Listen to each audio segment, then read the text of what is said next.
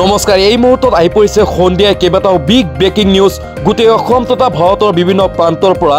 যুগুতোৱা হৈছে কেইবাটাও গুৰুত্বপূৰ্ণ খবৰ এনেবোৰ খবৰ নিতৌ চাই থাকিবলৈ চেনেলটো সাবস্ক্ৰাইব কৰি ভিডিঅ'টোত লাইক দিবলৈ নাপাহৰিব এই মুহূৰ্তত দিব লৈছো সন্ধিয়াৰ প্ৰথমটো খুবেই গুৰুত্বপূৰ্ণ খবৰ আজিৰ পৰা সলনি হ'ল গেছ চিলিণ্ডাৰৰ মূল্য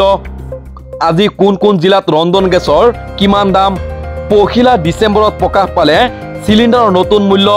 আজিৰ পৰা কাৰ্যকৰী কৰা হৈছে এই নতুন দাম পুনৰ বৃদ্ধি পাইছে বাণিজ্যিক চিলিণ্ডাৰৰ মূল্য বাণিজ্যিক চিলিণ্ডাৰত বৃদ্ধি পালে 15 পৰা 16 টকাকৈ প্ৰতিখন জিলাৰে গৰুৱা চিলিণ্ডাৰৰ নতুন মূল্য প্ৰকাশ কোন জিলাত ৰন্ধন গেছৰ কিমান দাম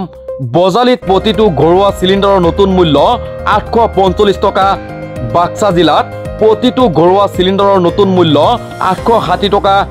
বৰপেটাৰ নতুন মূল্য 845 টকা বিশ্বনাথত নতুন মূল্য 868 টকা 50 পইচা বঙাইগাঁৱত নতুন মূল্য 837 টকা কাছাৰৰ নতুন মূল্য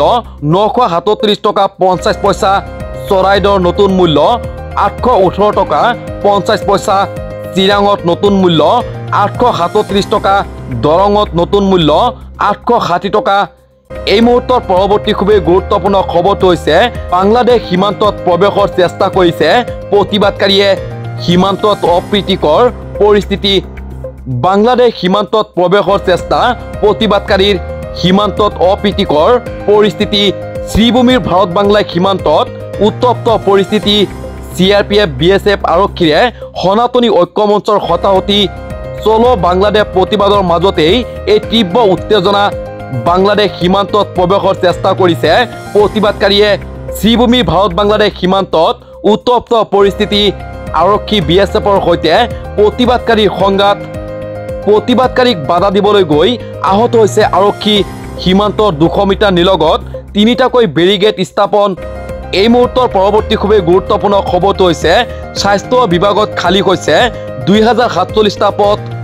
অষ্টম শ্ৰেণী উত্তীৰ্ণ কৰিব পাৰিব আবেদন কোট কেনেকৈ কৰিব আবেদন চাকৰি প্ৰত্যাশীৰ বাবে এই মুহূৰ্তত ভাল খবৰ 9 ডিসেম্বৰৰ পূৰ্বে কৰক আবেদন স্বাস্থ্য বিভাগত খালী হৈছে 2047টা পদ তৃতীয় আৰু চতুৰ্থ বৰ্গৰ পদৰ বাবে প্ৰকাশ কৰা হৈছে বিজ্ঞাপন চিকিৎসা শিক্ষা সঞ্চালক অসমে প্ৰকাশ কৰিছে এই বিজ্ঞাপন গ্ৰেড 3 টেকনিকেলত 1070টা পদ মুকলি দৰমহা হ'ব 14000 পৰা 60000 টকা পৰ্যন্ত গ্ৰেড 3 নন টেকনিকেলত খালী কৰা হৈছে 320টা পদ দৰমহা হ'ব 14000 পৰা 60000 টকা পৰ্যন্ত গ্ৰেড 4ৰ বাবে খালী কৰা হৈছে 657টা পদ গ্ৰেড 4ৰ বাবে অষ্টম শ্ৰেণী উত্তীৰ্ণ কৰিব পাৰিব আবেদন দৰমহা হ'ব 12000 পৰা 52000 টকা পৰ্যন্ত প্ৰাৰ্থীৰ বয়স 2024 চনৰ 1 জানুৱাৰী সাপেক্ষে 18 পৰা 40 বছৰ হ'ব লাগিব OBC MOBC শ্ৰেণীৰ বাবে 3 বছৰ ৰেহাই দিয়া হৈছে ST আৰু SC প্ৰাৰ্থীৰ বাবে 5 বছৰ বয়সত ৰেহাইৰ ব্যৱস্থা বিশেষভাৱে সক্ষম প্ৰাৰ্থীৰ বাবে 10 বছৰ ৰেহাই নিয়োগ বিনিময় কেন্দ্ৰত নামভৰ্তি থকাটো বাধ্যতামূলক যিকোনো তথ্যৰ বাবে মুকলি কৰা হৈছে এটা হেল্পলাইন নম্বৰ 7977259728 এই মুহূৰ্তৰ পৰৱৰ্তী খুবেই গুৰুত্বপূৰ্ণ খবৰটো হৈছে আজিৰ পৰা লাখ লাখ লোকে লাভ কৰিব ৰেচন নাপালেই দিব পাৰিব অভিযোগ আজিৰ পৰা ৰাজ্যৰ লাখ লাখ লোকে সংগ্ৰহ কৰিব পাৰিব ৰেচন নাপালেই আপুনি দিব পাৰিব অভিযোগ আপোনাৰ এটা অভিযোগৰ পিছতেই জেললৈ যাব লাগিব ৰেচনৰ দোকানী আপুনি লিখি থক দুটাকৈ বিশেষ নম্বৰ 1800345361 নাইবা 1967 এই দুইটা নম্বৰতে ফোন কৰি দিব পাৰিব আপোনাৰ যিকোনো অভিযোগ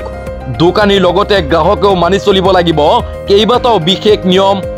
1 তাৰিখৰ পৰা 10 তাৰিখৰ ভিতৰত লাভ কৰিব ৰেচন মনত ৰাখিব